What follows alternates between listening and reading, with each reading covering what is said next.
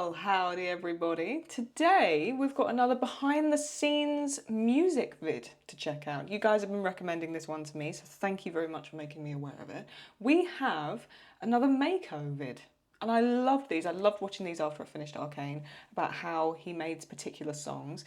And he's just released on his YouTube channel another vid about how they made What Have They Done To Us. So without any further ado, let's go sit with Alex and learn about music. Come on. The reason I was able to find out about this video so quickly is because I have a new Discord server. It's called the Discord. We have designated channels for video suggestions. We've got channels and forums for Arcane, Blue Eye Samurai, League of Legends. We've got fan art, fan fiction, music, memes, and now pets.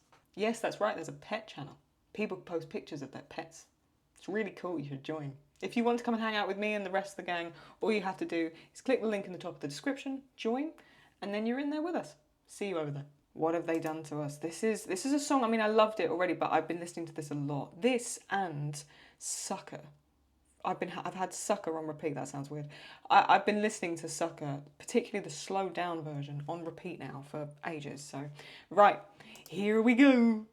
Ready? Come on, Alex, teach us music things. As you wake up in a cold sweat. We're gonna jump over to what could have been. Wow, I do that a lot. What have they done to us? I mix those titles up a lot. This is episode 5 of season 2. It is called What Have They Done To Us? I think this is my favourite episode of season 2. I mean, it's in my top 3.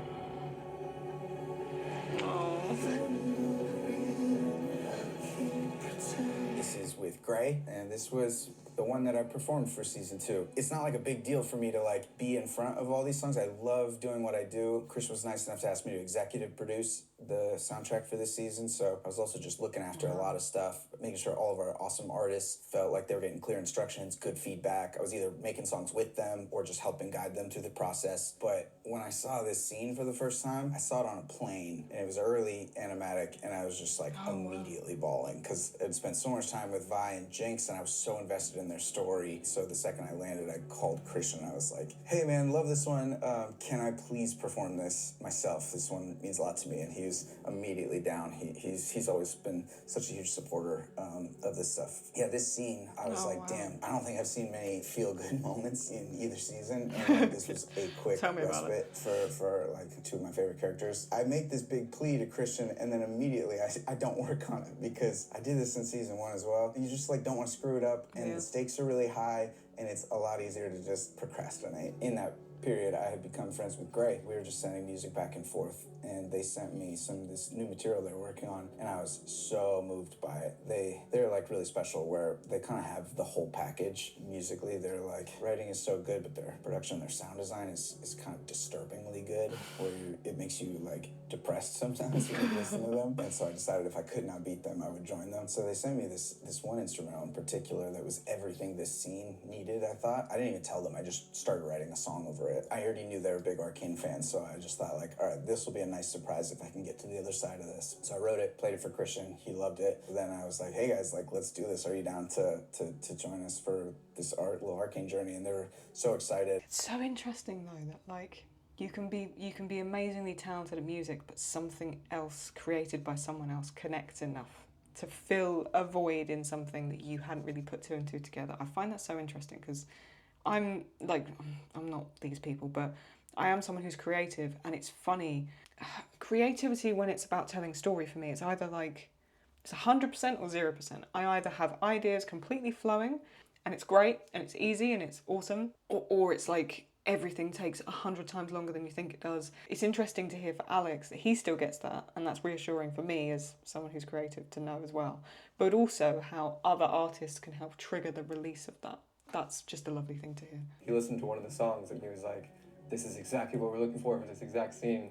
And then we just like freaked out. We're very particular with production and writing, but when we had the session with Alex, that was one really unique thing, is he's just like that. He knows exactly what he wants. He's like, I have some lyric ideas done, but they're just scratch, and then he like sang them. It's like already ready to go.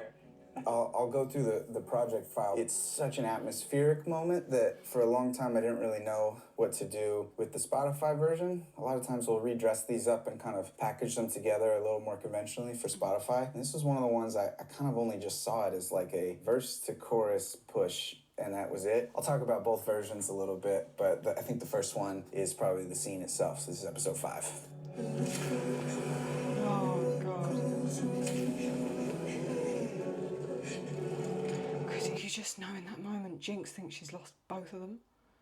Like, in that moment, I think she knows Isha's by her side. So she knows Isha's okay, right? But in that moment, she's like, I've lost Vi and now I've just lost Vanda again, right? Because in that moment, she's like, oh, it's Vanda. Now knowing more about not only the show and how it ends, but knowing more about the lore, right? Like knowing more about just League as a universe within itself.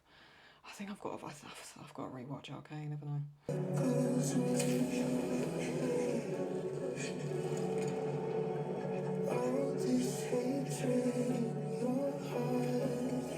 Yeah, there's Isha. Okay, this is my mixing. Is she holding her hand there? Sorry.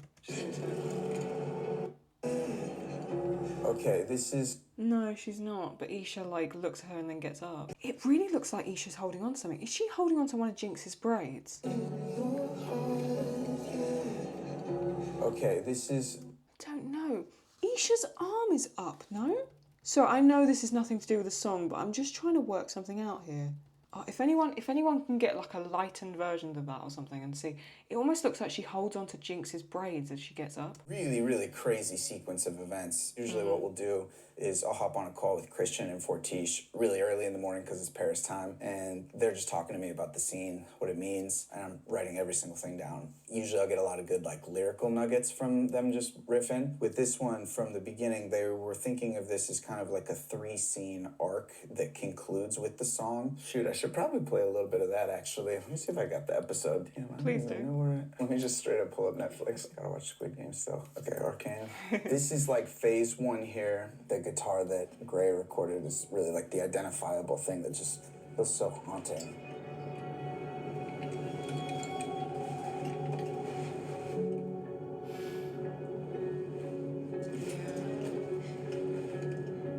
It's the way she like smells it.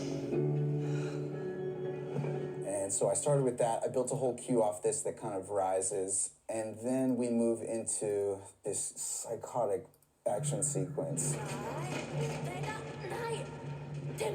Sorry, we're listening in Danish. Just something I do on my off time. Okay, hold on. Wait, what? That was incredible.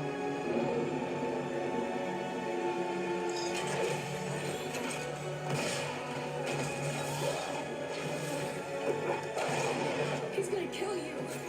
Don't hurt him. I've got to go back and watch it. It's the way she says he's going to kill you, not all of us or me. She's just immediately thinking of Jinx. And people have the audacity to say Vi and Jinx didn't care. Ugh. He's going to kill you. He's gonna kill you. Don't hurt him.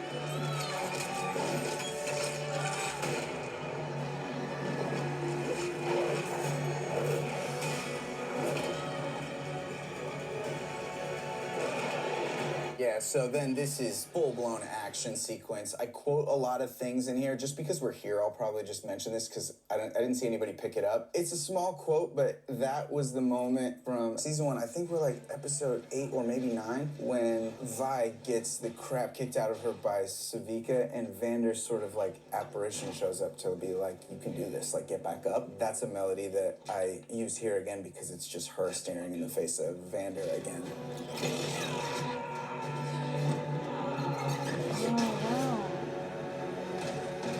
Oh, what an awesome detail.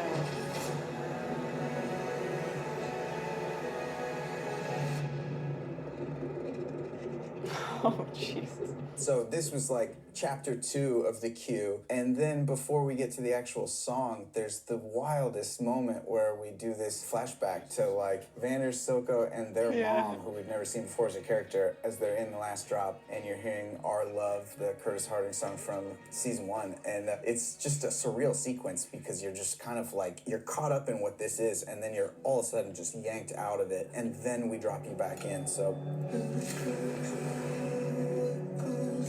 It's phenomenal, so actually. atmospheric. I always feel so sad because even though what's happening is nice right now, it's like a moment of just looking at what has become of all these characters. I think, funny enough, there's only a couple of moments during my reaction vids I actually full on cry. And the thing is, I would cry more, but when you're actually doing a reaction vid, it's hard to really let the emotions go, if I'm honest with you. It's hard to cry on camera for me. But this is one of the scenes that really got me. I think it's this, and then Isha's death, I think. And then the end with Jason Victor, I think are ones where I really cry. I always feel so sad because even though what's happening is nice right now, it's like a moment of just looking at what has become of all these characters, and the lyrics are just so heartbreaking. The first verse is Vi talking to Jinx, and then when we get to the pre-chorus of like, don't make me go through this again, that's Jinx then talking to Vi.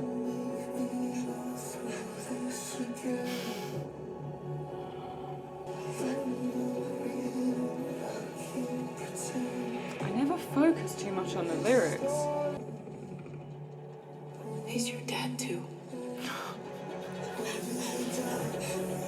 Christian at first was like, don't make this another one of your classic songs where the vocal is so loud that it's like whispering in your ear. He wanted it to be in the back of the cave, very atmospheric, a little hard to hear and hard to understand. Funny thing was like, by the time we got to the end of the process, he had really fallen in love with the song at that point, and he was like, actually, never mind, like, boost the vocal, I want to hear it, I really like it. And I was convinced that it was way better being tucked back and far away. So we had reversed roles, and then we were sort of like, had a different opinion from the other side of things. I think we kind of compromised, but it's still a little atmospheric in the mix on the show. And on Spotify, I definitely like brought it back up. But I like that. I like how you're just kind of literally in the black for a while before Jinx starts walking through. And just the slow progression and Fortitia's cinematography and the way they plan these things is so powerful. I didn't really get an updated render until really late on. So I was kind of working to something that was, you know, less arresting than this. And when I saw this, it was just like stops you in your tracks. Can you imagine though? Can you imagine you're writing a song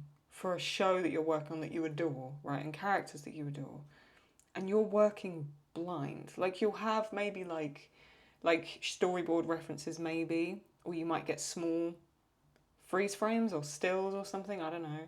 But like you're working blind, and then you make the work, and then someone like sends you over this. And you see that for the first time, I'd lose my mind. Thing that was, you know, less arresting than this. And when I saw this, it was just like stops you in your tracks because of the atmosphere and how small it is. And then, yeah, the shot of like them all together is crazy.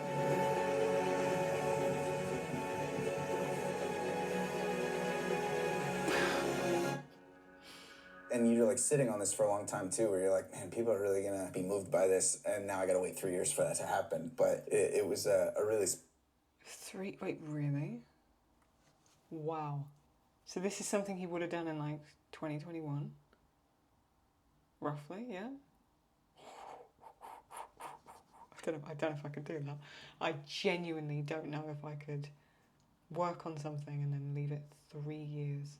And now I gotta wait 3 years for that to happen. But it was a really special sequence. So we did our classic thing, recorded the wonderful orchestra in Berlin. You know, this one kind of came together a little easier just because it was a contained story and it doesn't have a lot of acrobatics to picture. But even then, I remember in the writing, like, I was going so deep on this one. It's things even people aren't gonna hear. Let's see if I can isolate these vocals real fast.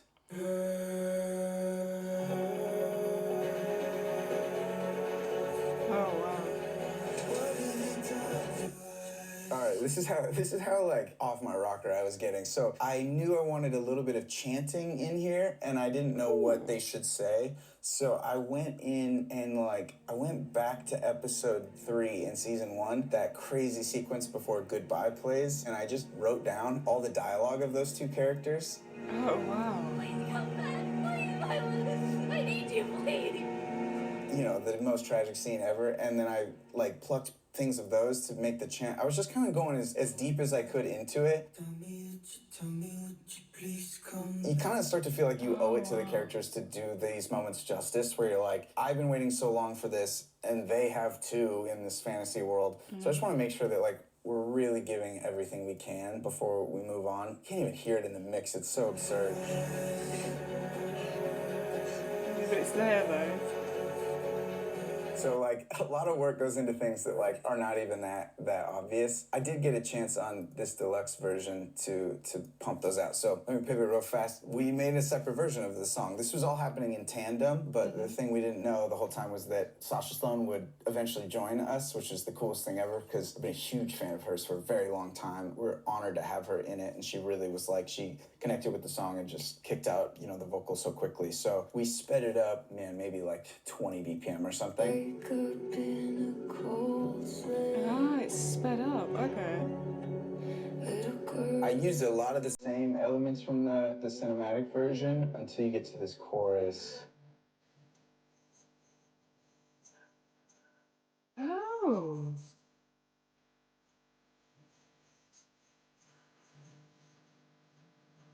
Is this a new version?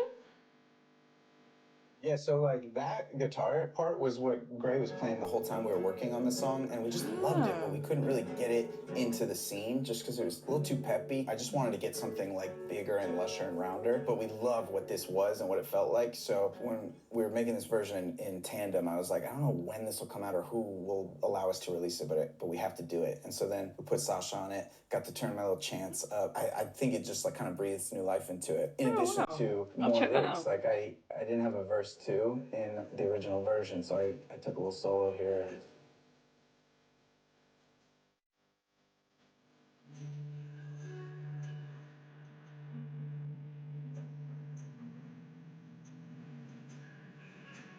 Oh.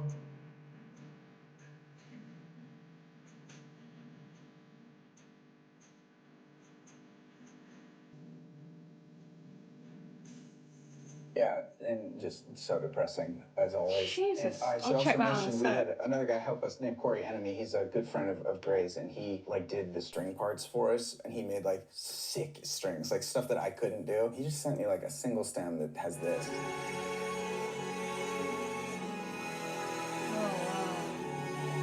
Yeah, it's really sick. So this will come out, I think, in a couple weeks. I hope people like this version. I'm really into it, and it was really fun to kind of reinvent the song. But anyway, yeah, like Gray's the best, and working with Sasha and then was a blast. So hope everyone digs. Wow. And this is What Have They Done to Us? Not What Could Have Been. What have they done to us? Thanks. Oh, wow. Okay, so they've done another version. Oh, look, it's here. Okay, let's check this out. Okay, so let's just talk about that real quick. So the words of what have they done to us, I've never really looked into more than the terms what have they done to us. Knowing it's more of a conversation between Vi and Jinx, that hits different. Because the terms what have they done to us, it's almost like I consider that to be Warwick as well, but knowing it was more projected just from the place of Vi and Jinx is interesting. With the guitar, yeah.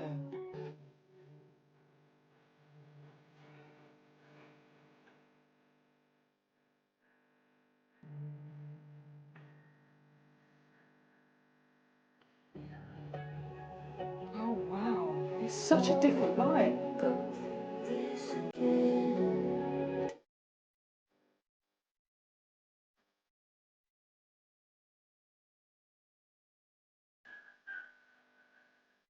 Ooh, it's a completely different vibe, isn't it?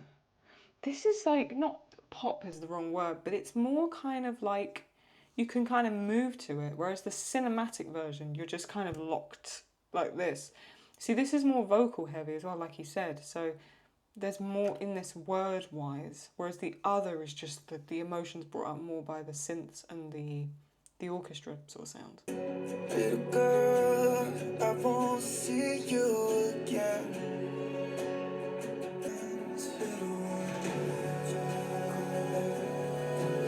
Don't make me Let the tears from your face wash the blood from your hand. What? tears on my face. Wash the blood from your hands.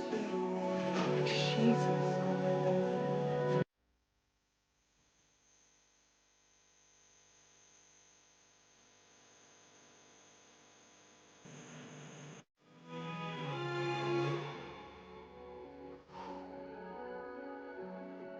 So crisp, isn't it, sound-wise? See, I love that. Personal preference is still the cinematic version. The reason why is because I think the emotions build up more through that sound. But this I love in a different way because you hear more story because there's more words in it and it's more clear.